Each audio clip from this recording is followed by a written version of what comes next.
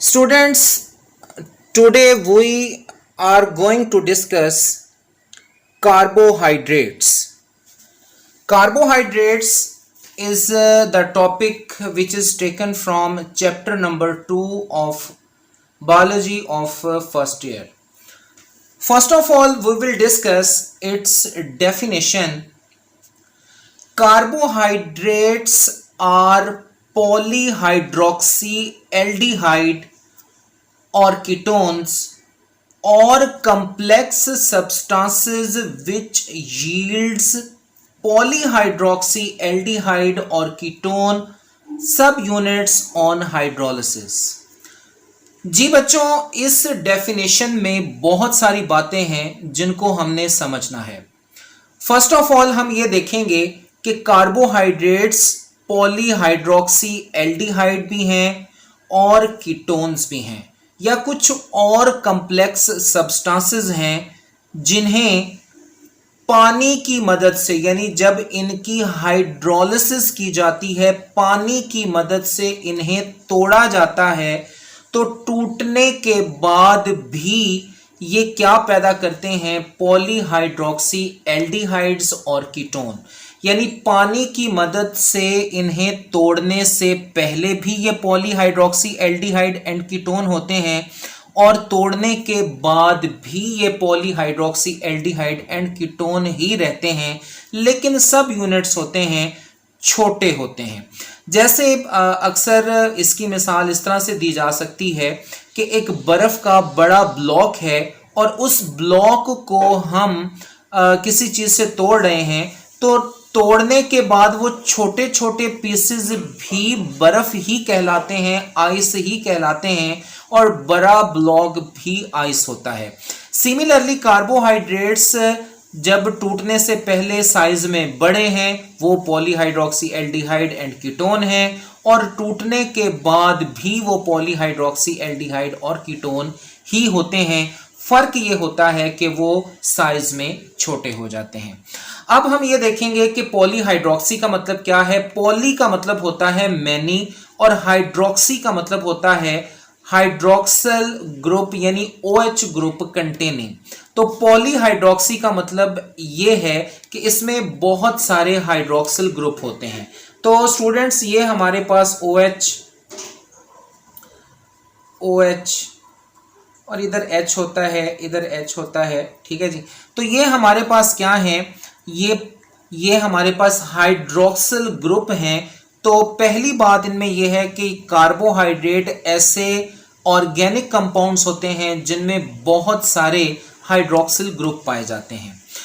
दूसरी बात जो हमने डेफिनेशन में समझनी है वो ये है कि या ये एल्डिहाइड ग्रुप होता है या ये कीटोन होता है। तो इसका बड़ा देसी सा फॉर्मूला है, बहुत सिंपल सी बात है कि एल्डिहाइड और कीटोन में बुनियादी फर्क क्या है। अगर हम एल्डिहाइड की बात करते हैं तो एल्डिहाइड ऐसा फंक्शनल ग्रुप होता है जिसमें कार्बोनाइल ग्रुप एंड्स वाले कार्बन पर हो। तो बच्चों, ये हमारे पास एक चेन है, इस चेन में ये वाला कार्बन एंड कार्बन है और ये वाला कार्बन क्या है? एंड कार्बन है। तो ये दो एंड कार्बन्स हैं। अगर कार्बोनाइल ग्रुप, अगर ये ग्रुप जो है ये अगर हमारे पास जो है ये अगर कार्बोनाइल ग्रुप अगर एंड पर है, यहां पर है या यहां पर है, तो उस सूरत में ये क्या होगा? एल्डिहाइड होगा। लेकिन अगर यही कार्बोनाइल ग्रुप इन एंड्स को छोड़ के दरमियान वाले किसी कार्बन पर हो तो ये कीटोन होता है। फॉर एग्जाम्पल, अगर ये यहां ये कार्बोनाइल ग्रुप लग जाए या यहां लग जाए तो उस सूरत में ये क्या है? वो कीटोन है। लेकिन अगर ये वाली कार्बन पर हो या ये वाली कार्बन पर हो तो ये क्या कहलाएगा? ये कहलाएगा एल्डिहाइड ग्रुप कहलाएगा। तो एल्डिहाइड और कीटोन में बुनियादी फर्क यही है कि कार्बोनाइल कार्बन अगर एंड्स पर है, अगर एंड पर है, इस एंड पर या इस एंड पर, तो वो क्या होगा? एल्डिहाइड, और अगर एंड वाले कार्बन को छोड़ के दरमियान वाले किसी कार्बन पर होगा तो वो कीटोन ग्रुप होगा। तो कीटोन के बारे में भी यही है कि ऐसा ग्रुप होता है which contain carbonyl group other than ends. Ends के अलावा अगर कहीं पर है तो वो क्या कहलाएगा, वो कीटोन ग्रुप कहलाएगा। इसके बाद इस डेफिनेशन में यील्ड है, यील्ड का मतलब होता है प्रोड्यूस होना, हाँ जी, और आखिर में हाइड्रोलिसिस है। हाइड्रोलिसिस का मतलब होता है कि break down of complex molecules by using H2O। तो इसकी एग्जांपल ये हमारे पास एक कंप्लेक्स कंपाउंड है, 1 2 3 4 5, ये इसमें 5 कार्बन्स समझ लें, या एक बहुत बड़ा एक मॉलिक्यूल है।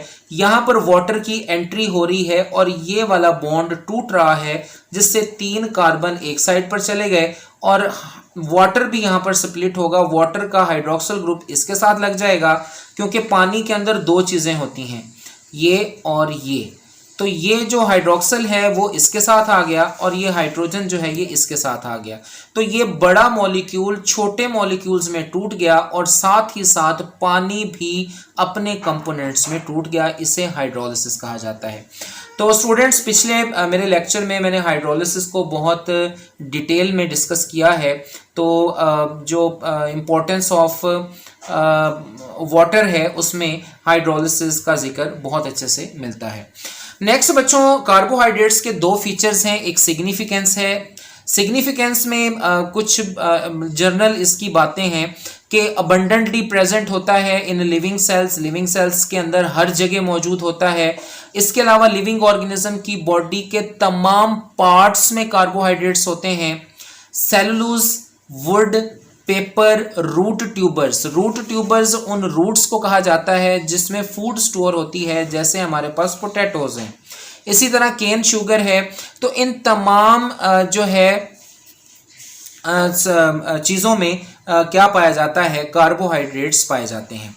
चौथे नंबर पर आता है इसका स्ट्रक्चरल रोल भी है और फंक्शनल रोल भी है, यानी carbohydrates are used in the formation of structure of living organism and also involve in performing different functions.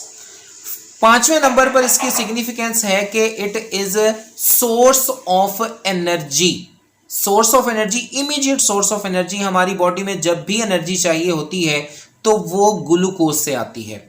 इसके बाद 6ठे नंबर पर it is the important component of cell wall of plants as well as microorganisms. तो ये students एक short के हवाले से या एक छोटा सा लॉन्ग भी क्रिएट हो सकता है, बहुत इंपॉर्टेंट है significance of carbohydrates. Next 2-3 points features के हवाले से हैं। अगर हम कार्बोहाइड्रेट के वर्ड पर गौर करें तो इसका लिटरेरी मीनिंग जो है वो हाइड्रेटेड कार्बन है। हाइड्रेटेड कार्बन से मुराद ये होता है कि ऐसी कार्बन जिसके साथ वाटर लगा हुआ हो, तो ये हाइड्रेटेड कार्बन, ये भी हाइड्रेटेड कार्बन, ये भी हाइड्रेटेड कार्बन। इसी तरह अगर हम ये देखें तो ये भी हाइड्रेटेड कार्बन। तो ये ऐसे कार्बन्स रखता है जिनके साथ क्या जुड़ा हुआ हो, हाइड्रोक्सिल ग्रुप जुड़ा हुआ हो। तो इस तरह ये पहला इसका फीचर है। दूसरा इसका फीचर ये है कि इसमें कार्बन, हाइड्रोजन एंड ऑक्सीजन पाए जाते हैं कार्बोहाइड्रेट्स में, और इनमें हाइड्रोजन और ऑक्सीजन की रेशो वही होती है जो वाटर में होती है। सपोज हमारे पास ये ग्लूकोज है C6H12O6, तो इसमें जो हाइड्रोजन 12 है, ऑक्सीजन 6 है, तो ये रेशो क्या बनेगी 2:1, और ये वही रेशो है जो वाटर के अंदर हाइड्रोजन और ऑक्सीजन की है, यानी 2 हाइड्रोजन 1 ऑक्सीजन, 12 हाइड्रोजन 6 ऑक्सीजन। तो 2:1 इसमें हमेशा आपको रेशो मिलेगी। इसके बाद कार्बोहाइड्रेट्स का जनरल फॉर्मूला CxH2O होता है। एक्स एंड वाई जो हैं ये होल नंबर होते हैं, ज़्यादातर ये सेम होते हैं, लेकिन ज़रूरी नहीं है कि ये हमेशा सेम ही हों, ये अलग भी हो सकते हैं। इसके बाद लास्ट में आते हैं सोर्सेज। कार्बोहाइड्रेट के जो सोर्सेज हैं वो ग्रीन प्लांट्स हैं। All of you know that a process which is called photosynthesis is very important for the survival of not only plants but whole the organisms present within the food chain. तो carbohydrates की सबसे ज़्यादा formation photosynthesis में होती है। इसके बाद उसके अंदर ही, प्लांट्स के अंदर ही फिर डिफरेंट अदर केमिकल चेंजेस आती हैं उन इनिशियल कार्बोहाइड्रेट्स में जो फोटोसिंथेसिस के नतीजे में बनते हैं, और फिर उन चेंजेस के नतीजे में कुछ और मॉलिक्यूल्स की भी फॉर्मेशन होती है। तो स्टूडेंट्स, आज का ये इंट्रो हमने एक लिया है कार्बोहाइड्रेट का, और नेक्स्ट हम मोनोसेक्राइड्स, ओलिगोसेक्राइड्स एंड पॉलीसेक्राइड्स को डिस्कस करेंगे। Thank you.